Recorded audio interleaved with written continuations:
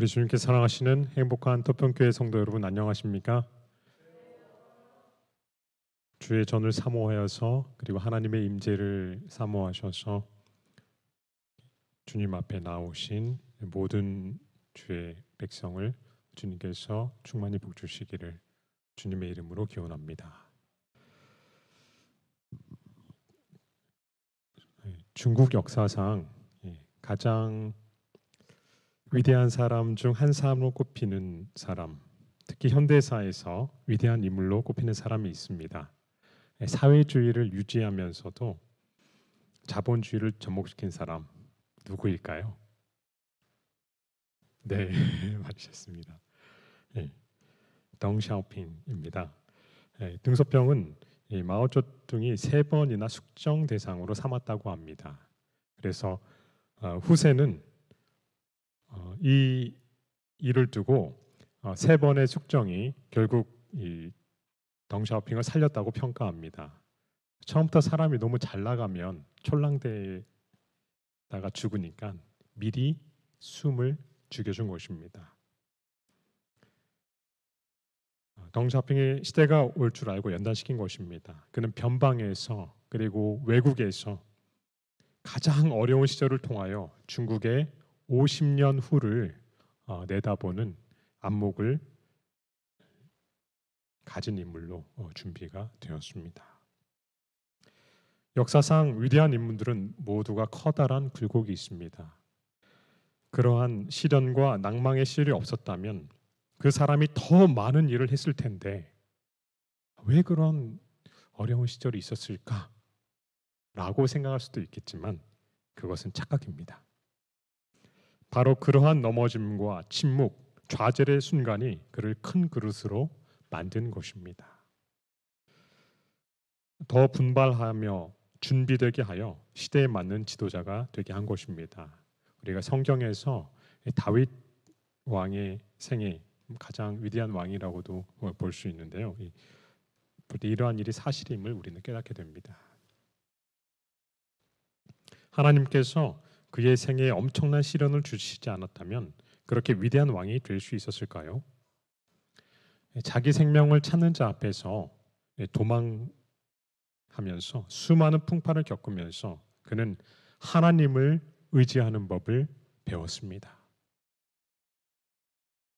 수많은 위기 상황을 대처하는 법, 무엇보다도 어떠한 상황 속에서도 하나님의 원칙에 굳게 서는 법을 배웠습니다. 이 안식일 저녁 도망자 다윗의 시절을 살펴보면서 하나님께서 당신의 백성들, 당신의 자녀를 교육시키는 방법이 무엇인지 이 2가지 측면을 살펴보고자 합니다. 첫 번째로는요, 칭찬을 통한 훈련입니다. 무엇이 사랑받고 존경받는 다윗을 도망자로 내몰았습니까? 바로 칭찬이었습니다. 다음에 하나님의 말씀 사무엘상 18장 6절부터 9절의 말씀을 함께 보시겠습니다. 사무엘상 18장 6절부터 9절입니다. 같이 읽을까요? 무리가 돌아올 때 곧 다윗이 블레셋 사람을 죽이고 돌아올 때에 여인들이 이스라엘의 모든 성에서 나와서 노래하며 춤추며 소고와 경새를 가지고 왕 사울을 환영하는데 여인들이 뛰놀며 창화하여 가로되 사울이 죽인 자는 천천히요 다윗은 만만이로다 한지라. 사울이 이 말에 불쾌하여 심히 노하여 가로되 다윗에게는 만만을 돌리고 내게는 천천만 돌리니 그의 더 얻을 것이 나라밖에 무엇이냐 하고 그날 후로 사울이 다윗을 주목하였더라. 성경은 다윗이 사울이 그를 보내는 곳마다 지혜롭게 행했다 이렇게 기록합니다. 그래서 군대의 장관으로 삼았는데 백성이 그걸 합당하게 여겼다고 했어요. 그런데 이게 어찌된 일입니까? 이 블레셋과의 전쟁 후에 돌아오는 이제 승전 개선 행군을 하는 일이 있었는데 각 성에서 여성들이 많이 나왔어요. 그래서 굉장히 이렇게 칭찬을 하는데 사울이 죽인 자는 몇이고요? 1000이고 다윗은 만만이다. 예. 하나님께서는 칭찬으로 두 사람을 시험하셨습니다. 아니 교육하셨습니다. 이 칭찬이 두 사람을 갈라놓습니다. 한 사람은 질투와 파멸로, 그리고 다른 한 사람은 고난과 역경으로. 그런데 결국 사울은 좋은 위치에서도 비극으로, 그리고 다윗은 고난에서 영광으로 그 결말을 맞게 됩니다. 영감의 붓은 이렇게 기록하고 있습니다.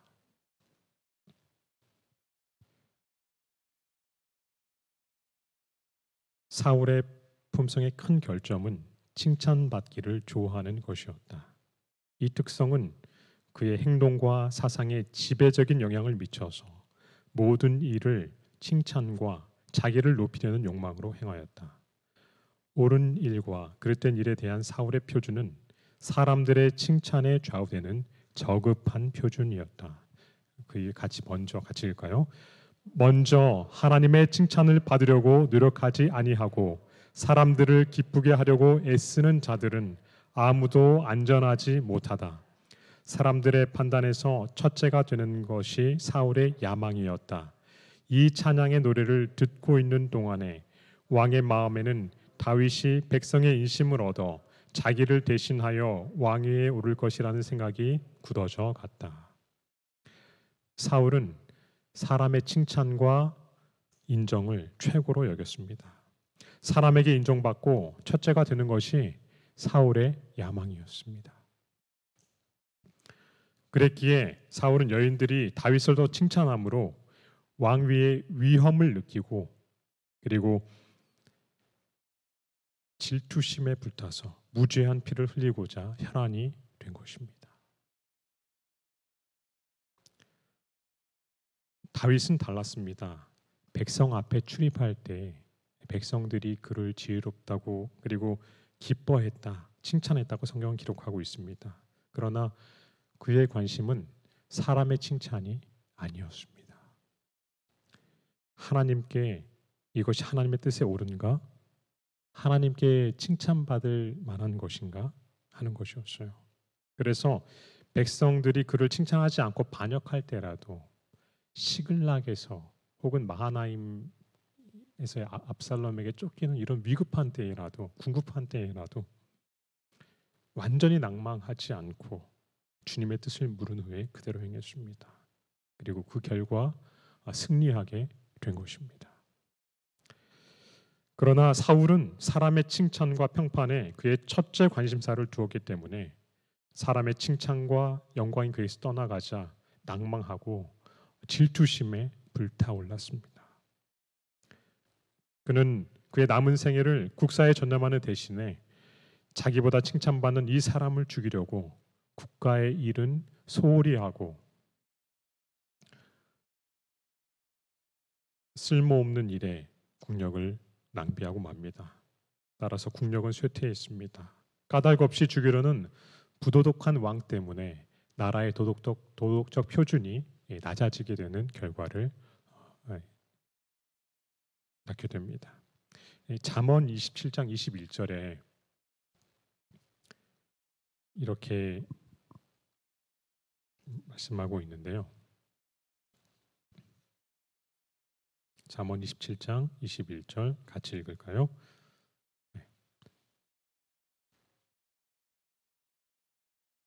도가니로 시작.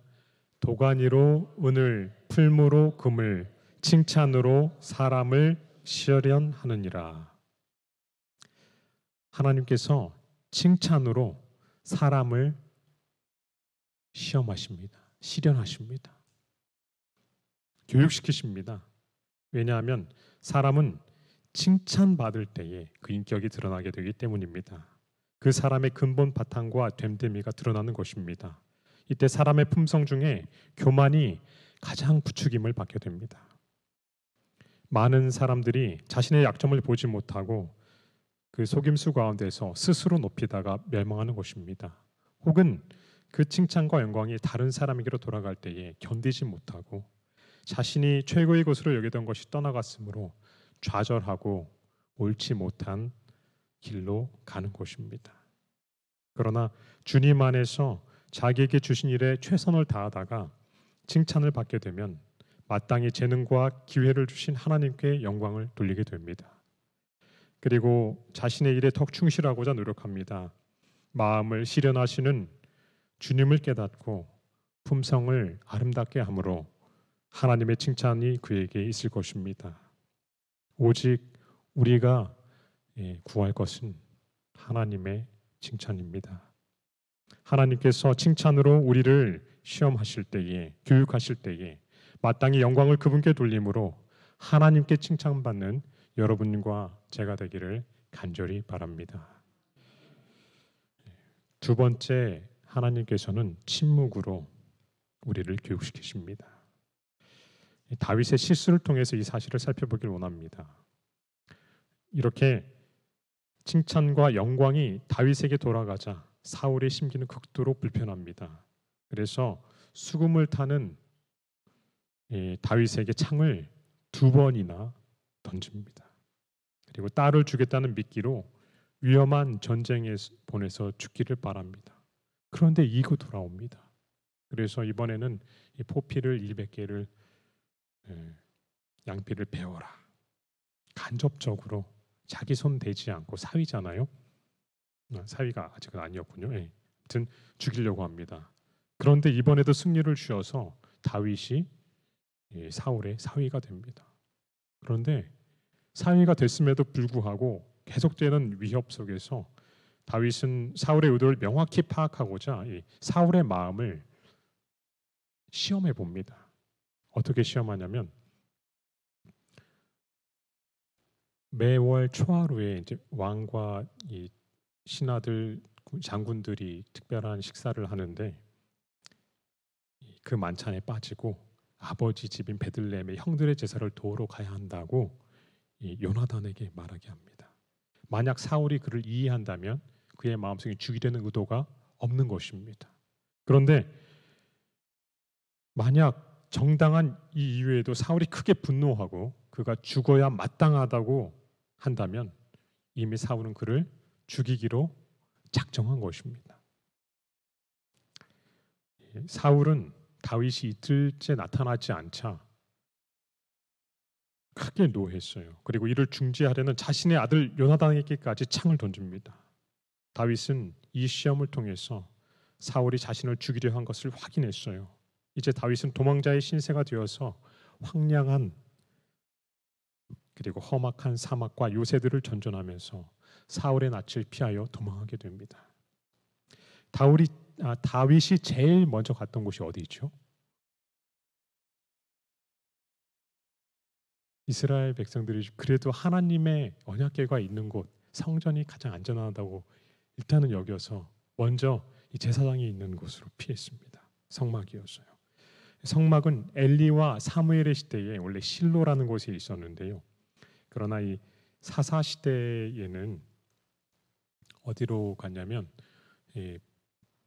노비라는 곳으로 옮겨졌습니다. 다윗은 노베에 있는 제사장 아히멜렉에게로 갔습니다. 마음이 심히 두렵고 조급했어요. 그리고 너무 급히 아무것도 챙기지 않고 그곳까지 가기 때문에 배가 고팠습니다.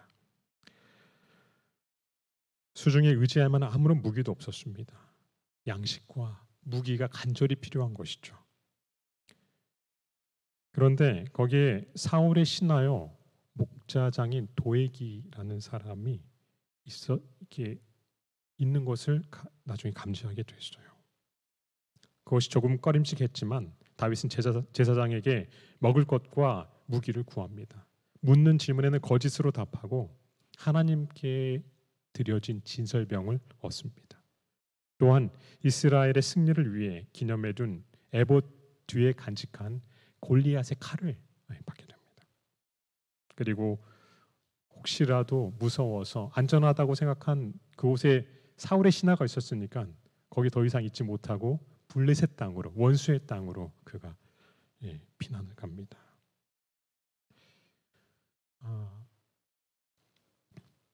같이 읽을까요? 다윗은 골리앗 앞에서 이스라엘의 대위기의 때 확고한 믿음으로 하나님을 바라보았다. 그리고 승리를 얻었다. 다윗은 언제나 고상한 품성을 드러냈고요. 그의 도덕적 가치는 하나님의 총애를 받게 하였습니다. 그러나 시련이 이르렀을 때에 그의 믿음은 흔들리고 인간적인 약점을 나타내었습니다.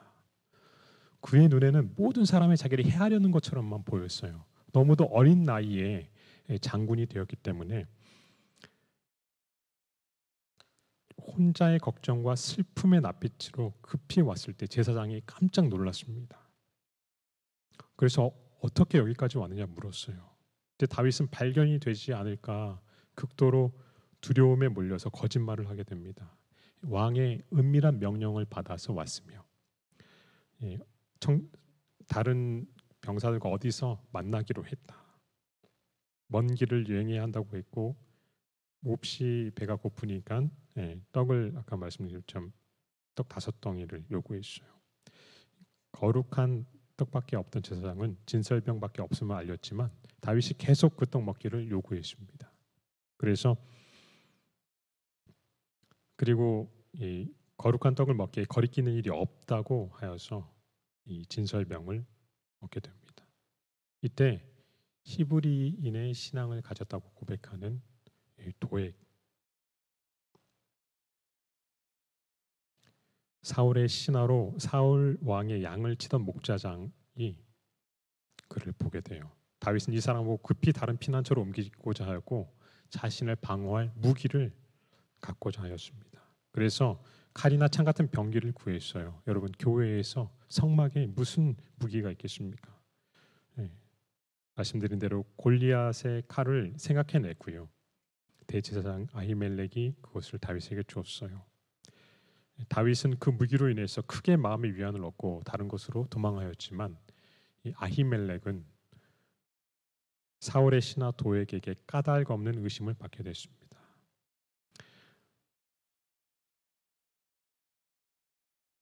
여기서 다윗은 하나님께 대한 믿음의 부족을 나타내었습니다. 그의 죄는 대제사장의 죽음을 초래하는 결과를 낳았습니다. 아말렉을 진멸하라고 하신 그 가축과 소를 하나도 남기지 말라고 하신 하나님의 명령은 사울이 임으로 어겼음에도 불구하고요. 죄가 없는 이 대제사장과 제사장들 그리고 그 성의 가축까지도 남김없이 모두 치라는 잔혹한 명령을 내립니다. 장군들이 감히 손을 들어서 하나님의 종들 치기를 두려워했습니다. 그러자 이때 사울은 자신에게 이걸 고자질한 도액에게 이 일을 시킵니다. 그래서 에돔 사람 도액은 두려움 없이 하나님의 제사장과 그 성읍을 진멸합니다. 사무엘상 22장 11절부터 19절 말씀을 읽어보면 사울이 그 제사장 성읍의 남녀 아이들 심지어 젖먹이와 유아 가축까지 진멸하는 모습을 봅니다. 하나님의 뜻에서 떠나 그릇된 욕심과 질투에 불타오르면 어떤 일까지 서슴없이 저지를 수 있는지, 어떤 사람이 될 수 있는지 그 단면을 보여줍니다. 다윗의 부정직함이 그의 믿음의 부족이 이런 일을 초래했습니다. 만약 그가 하나님의 종에게 사실을 분명히 진술했더라면 대제사장 아히멜렉은 하나님께 여쭈어서 그가 어떻게 해야 할지를 알려주었을 것입니다. 그리고 거룩한 제사장들의 생명이 보존되었을 것입니다. 다윗의 연약한 믿음이 비극을 초래하였습니다. 하나님께서는 우리가 어떤 위기의 상황에서도 당신의 자녀의 표가 되기를 원하십니다. 정직하기를 원하십니다. 우리가 마땅히 해야 할 일을 믿음으로써 다할 때에 그 나머지는 주님께서 책임지실 것입니다. 우리는 그 사실을 믿어야 합니다. 그리고 어떠한 일에도 주님 앞에 정직해야 하겠습니다. 물론 이 성경 기자는 이것이 또 다른 그래서 예언의 성취라는 것을 말하고 있지만 그것이 다윗이 잘했음을 의미하는 것은 아니라는 사실도 우리가 기억해야 하겠습니다. 다윗은 또 다른 하나의 실수를 범할 뻔했습니다. 사실 다윗이 사울의 학정과 부정함에 환난당한 자와 빚진 자 400명이 이 다윗을 따르게 됐습니다. 다윗에게는 이것이 하나의 작은 국가가 되어서 후대의 통치 모본이 될 것이었습니다. 그래서 이방과의 전쟁에서 승리할 때 전리품, 즉 재산을 그 전투에 직접 참여하지 않은 부하에게도 균등하게 분배했습니다. 그것은 당시뿐만 아니라 오늘날에도 생각하기 힘든 놀라운 일입니다. 직접 전투에 참여하지 않은 자도 똑같이 분배해 주는 것입니다. 하나님께서 주신 승리이기 때문에 그렇게 했습니다. 그는 사소한 것에서도 하나님의 원칙에 바로 서서 하였습니다. 그렇기 때문에 기강에 바로 서고 비록 소수이지만 하나님의 법이 통치하는 아름다운 공동체를 이루었습니다. 뿐만 아니라 그의 모든 행사가 하나님께 먼저 어떤 일을 여쭙고 하였습니다. 이들은 다윗을 따라서 사울을 피하여 이동하면서 많은 어려움과 여러 상황들을 겪었지만 그 긴 세월 동안 다윗의 추종자가 된 것이었습니다. 이러할 때에 갈멜산 근처가 아닌 유다 땅 마온 근처의 갈멜 족속이 사는 지역에 머무르게 되었는데 당시 나발이라고 하는 힘이 큰 부자가 거기 있었습니다. 양떼가 3,000이고 염소가 1,000마리나 되는 부자였습니다. 다윗은 당시 그를 해할 힘이 있었어요. 그리고 그에게 부당한 요구도 할 수 있었지만 그렇게 하지 않고 하나님의 원칙에 따라서 행하였습니다. 밤낮 그들 곁에 있으므로 그들의 보호막과 담이 되어 주었습니다. 그래서 그의 모든 소유가 하나도 해함이 없이 누구에게 빼앗기지도 않고 다윗의 보호, 그 무리의 보호 아래에서 많은 번영을 이루었습니다. 이제 계절이 지나서 양털 깎는 때가 되었습니다. 여러분, 봄에 씨 뿌릴 때에 많이 이 농부가 곡식을 가끔씩 도운 사람이 마땅히 추수 때에 사례를 받듯이 다윗은 그간 험난한 날씨와 위험에서 그들의 목축과 재산을 지켜주었기 때문에 이제는 목축하는 사람들의 추수의 때요 심히 풍요로운 계절인 이 양털 깎는 때에 그의 소년 10명을 보내서 은혜를 좀 입고자 한 것입니다. 그런데 나발은 심히 불량한 사람이었습니다. 그는 다윗의 모든 도움을 알고 있었어요. 그러면서 그가 누구냐 업신여기고 그 소년들을 빈손으로 수치를 주며 돌려보냈습니다. 이러한 행위는 다윗의 도움과 수고뿐 아니라 다윗 그 자신을 모욕하고 무시한 행위였습니다. 특별히 나발의 발언은 이렇게 했는데요. 다윗이 누구며 이새의 아들이 누구뇨? 근일에 각기 주인에게서 억지로 떠나는 종이 많도다. 이 나발의 이 말은 그 주인 사울에게서 반역한 종 다윗이라는 뜻으로 다윗을 반역자로 몰고 그를 굉장히 모욕하는 말이었습니다. 이에 화가 난 다윗이 응당 복수를 하기 위해서 400명 전원에게 칼을 차라고 했습니다. 그리고 나발의 집을 치기 위해서 나갔습니다. 그런데 하나님께서는 당신을 경외하는 슬기로운 여인을 통해서 다윗의 의롭지 못함을 꾸짖으시고 그가 마땅히 어떻게 해야 할지를 가르쳐 주십니다. 성경 말씀을 통해 확인해 보겠습니다. 사무엘상 25장 26절부터 29절입니다.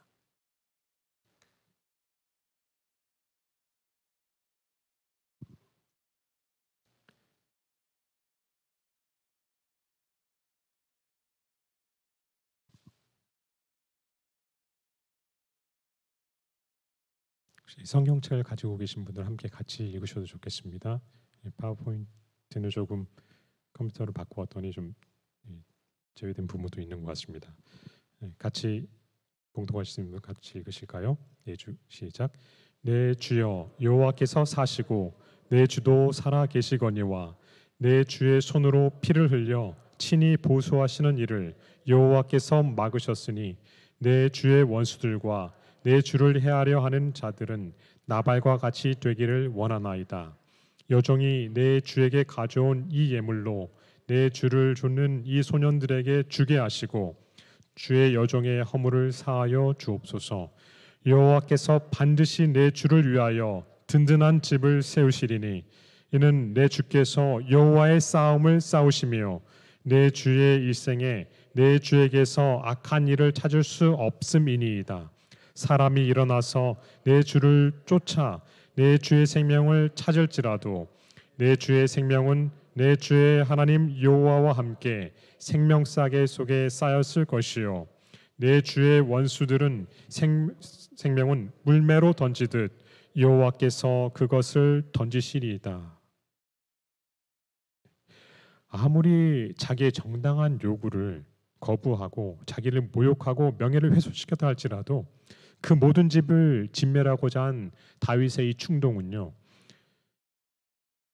이 충동적인 행동은 하나님을 떠난 사울의 품성과 일치하는 행위였습니다. 자기의 생명을 해하고자 하는 자와 같은 성질의 일을 하려고 한 것입니다. 그것을 피해서 와 있으면서 어느 순간 이 구박받은 며느리가 시어머니를 닮듯이 혹은 뭐 완전히 이 학대받은 밑에 사람이 권력이 주어졌을 때 이 포악한 주인을 따르듯이 이 변질된 것입니다.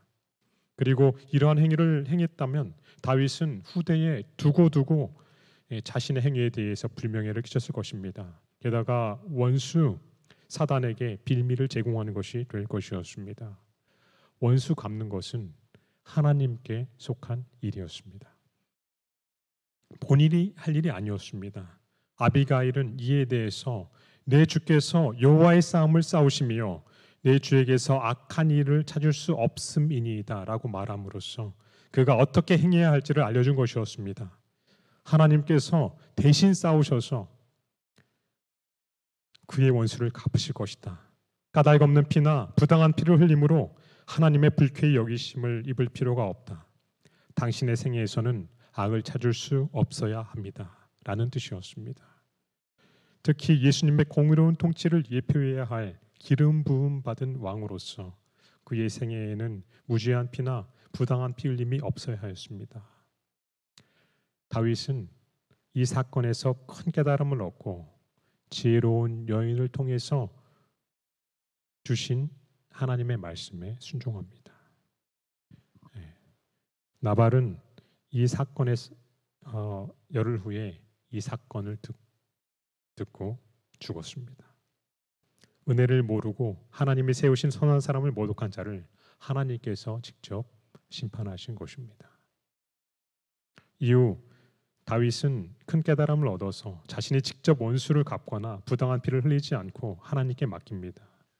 주님께서는 다윗의 보호자가 되시고 그의 모든 원수는 하나님께서 치심으로 다윗의 피 흘림 없이 스스로 망하고 말았습니다. 사울과 이스보셋과 압살롬과 요압 등 이후 기록된 성경의 역사를 읽으면서 우리가 깊이 깨닫게 되는 사실입니다. 도망 중에 다윗의 실수를 통해서 우리는 귀중한 하나님의 뜻을 깨닫게 됩니다. 하나님께 확고한 믿음으로 큰 승리를 얻었던 믿음의 사람도 위협과 시련이 닥칠 때 두려움에 압도되어 실패하기도 합니다. 마치 사울의 위협 앞에서 높에 있던 대제사장들이 죽게 된 사건 같은 거 말입니다. 사실 다윗만이 아니라 많은 믿음의 사람이 그랬고 우리도 사실은 그렇습니다. 엘리야도 그랬어요. 엘렌 화이트는 다음과 같이 기록했습니다. 같이 읽을까요? 하나님의 자녀들 편의 모든 실패는 믿음의 부족 때문에 생긴다. 그늘이 영혼을 에워싸일 때, 빛과 지도가 필요될 때 우리는 위를 쳐다봐야 한다. 아멘. 믿음의 시련이 닥쳐올 때 우리는 우리의 얕은 꾀에 의지하기보다 하나님께 믿음 주시기를 구하시는 여러분과 제가 되길 바랍니다. 그리고 늘 진실하고 그분 앞에서 정직하게 되시는 여러분과 제가 되길 바랍니다.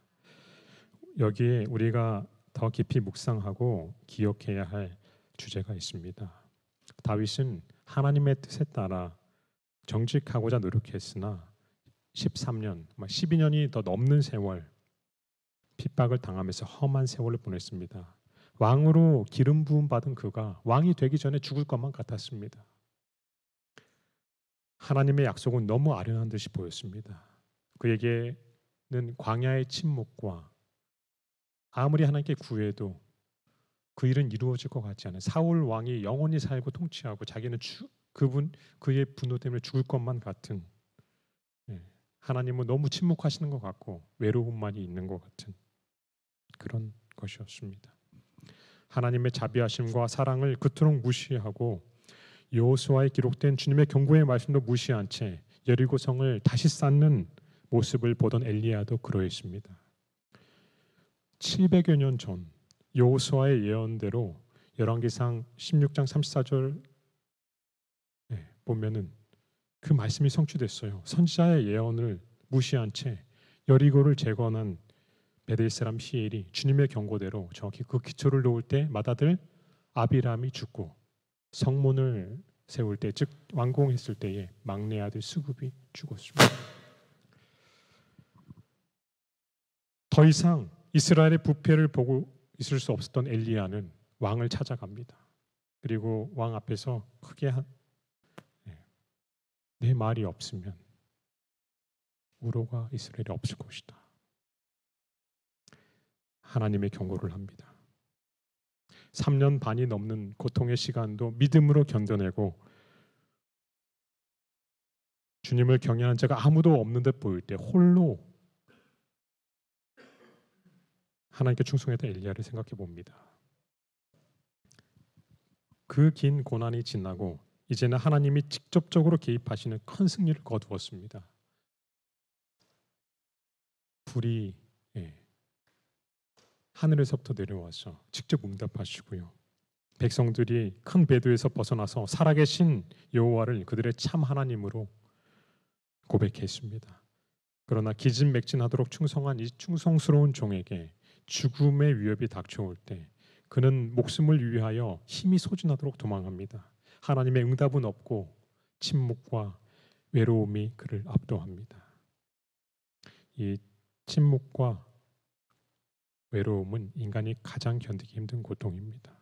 이러할 때 하나님의 뜻을 구하기보다는 우리의 감정과 욕망대로 행하고자 하는 유혹이 우리에게 닥쳐옵니다. 확고한 믿음으로 큰 승리를 경험했던 믿음의 선배들도 이러한 유혹에 잠시 굴복하고 말았습니다. 그러나 기억해야 할 것이 있습니다. 가장 견디기 힘든 침묵의 시간이 오히려 인내를 배우고 하나님의 음성을 들을 수 있는 가장 좋은 시간이라는 사실입니다. 사실 하나님께서는 이러한 침묵하심을 통해서 우리의 참된 마음을 알아보십니다. 그 동기와 마음 깊은 패부를 시험해 보십니다. 그리고 고통과 괴로움의 시간, 우리가 눈을 들어 하늘을 바라보고 그분의 뜻을 구할 때에 성령께서 세미한 음성을 들려서 응답해 주십니다. 우리가 다시 확고한 소망과 힘을 얻고 힘차게 그분의 뜻을 행하기 위하여 일어서게 될 것입니다. 이 침묵은요, 하나님이 또 다른 하나의 교육 방법이신데 우리 동기를 살피게 하시고 그리고 하나님을 의지할 음성을 듣도록 하는 귀한 교육 방법인 것입니다. 성도 여러분, 주님의 뜻을 행하려고 열심히 노력했고 기도했는데 아직도 주님께서 침묵하고 계십니까? 생각지도 않은 나발처럼 부당한 대우 혹은 고통 가운데 오해를 받고 혹은 아무런 잘못이 없는데 어떤 아픔을 느끼고 계십니까? 더 주님의 뜻과 응답을 기다리기보다는 내 욕망대로 내 감정대로 해보고 싶진 않으신지요? 그러나 오늘 기억하게 되시기를 바랍니다. 이 하나님이 침묵하시는 것 같은 외로움의 긴 시간, 하나님께서 내 마음의 동기와 패부를 살피시고 시험하고 계심을, 그리고 오히려 이 기간이 주님의 음성을 찾고 들을 수 있는 최선의 시간임을 기억하게 되시기를 바랍니다. 그리고 참으로 하나님 의지하는 법을 배우시는 여러분과 제가 되기를 바랍니다. 오늘 우리는 도망다니는 다윗을 통해 두 가지를 살펴보았습니다. 하나님께서 첫 번째 무엇을 통해서요? 칭찬을 통해서 우리의 마음을 시험하십니다. 우리의 인격에 마음의 됨됨이가 드러날 때에 주시는 칭찬을 하나님께 돌리시고요. 내 마음의 근본이 어떠한지를 드러내고 계시다는 사실을 기억하시고 그 모든 영광과 칭찬이 합당하신 하나님께 그것을 돌리시는 여러분과 제가 되기를 간절히 바랍니다. 반대로 침묵의 긴 고통이 날 엄습해 올 때 하나님의 뜻을 기다리기보다는 성도의 인내가 있기보다는 내 뜻대로 하고 싶은 생각이 먼저 날 때에 하나님께서 내 마음속 깊은 곳을 단련하고 계심을 기억하시길 바랍니다. 세미한 하나님의 음성을 듣고 그분께 모든 것을 맡기실 수 있는 여러분과 제가 되기를 간절히 바랍니다. 다윗은 이 긴 고난의 수업을 잘 마치고 하나님의 마음에 합한 자가 되었습니다. 다윗과 엘리야를 인도하신 하나님께서 우리의 인도자가 되실 것입니다. 우리는 지상학교의 모든 교육을 마치고 우리의 품성이 더욱 예수님의 닮은 꼴이 되어서 아름답게 빛나게 될 것입니다. 칭찬과 침묵을 통해서 우리의 마음을 정연한 금보다 더 아름답게 하시는 하나님께 감사하게 되시는 여러분과 제가 되기를 바랍니다. 그리고 어색하고 힘든 시간, 주님의 뜻을 간구하고 기다림으로 성도의 인내가 있는 여러분과 제가 되기를 간절히 바랍니다. 우리 주님 다시 오실 때에 기쁨으로 주님을 뵙는 우리 모두가 되기를 바라면서 말씀을 마치겠습니다.